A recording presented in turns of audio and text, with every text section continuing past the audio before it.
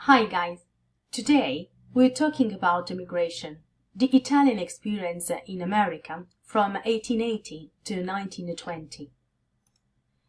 But before talking about it, it is important to know what does immigration word mean.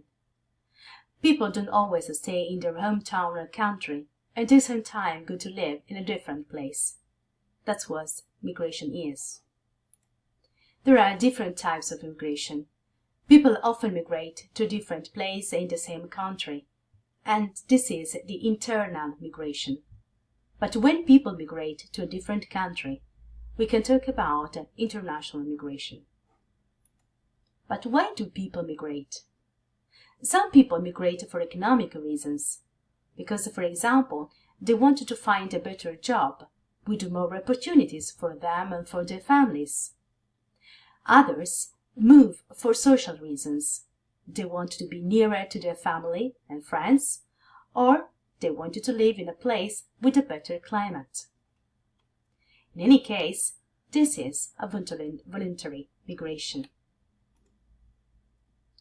But there is also a forced migration, when, for example, people often move for political reasons, because there is a war in their country.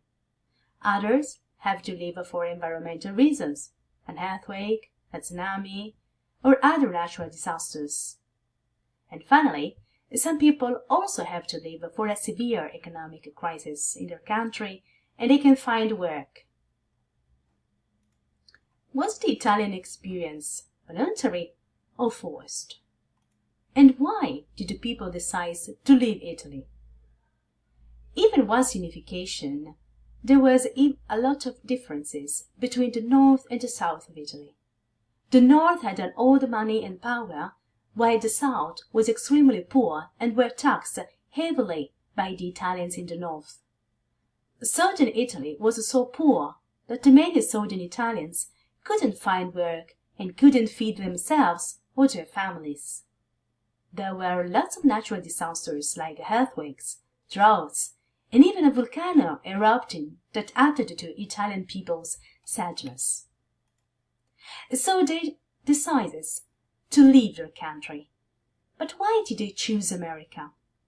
First of all, because America was still growing in their economies, and there were a lot of opportunities and jobs available that were not available in Italy.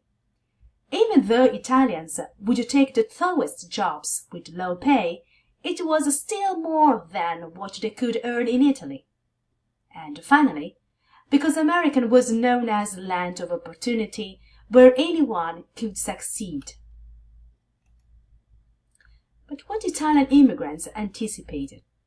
Unlike other immigrants, they didn't want to stay in America forever. Italians wanted to come to America because they wanted to earn money to send home and then eventually return to Italy to live. Most Italian immigrants were young men, and most left their wives and children back in Italy, believing they would return to live with them once they made enough money. Italians did not want to work in farms, as that would be more permanent employment. They wanted to be in the cities where they could work for short periods of time.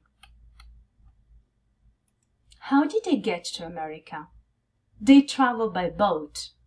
The trip was so long and difficult, and when they arrived, they still had to get through the Ellis Island inspectors. What kind of American did they find? Because most Italians was not skilled, they were given the toughest, most labor-intensive work. Italians suffered a lot of resistance from Americans and other immigrant groups who feared Italians would steal their jobs. Because Italians couldn't speak English, and many came from poverty where they didn't have a formal education, they were looked down on as dumb or stupid. Laws were passed to try and keep Italians from immigrating to the United States. This was a really difficult life for Italian immigrants in America.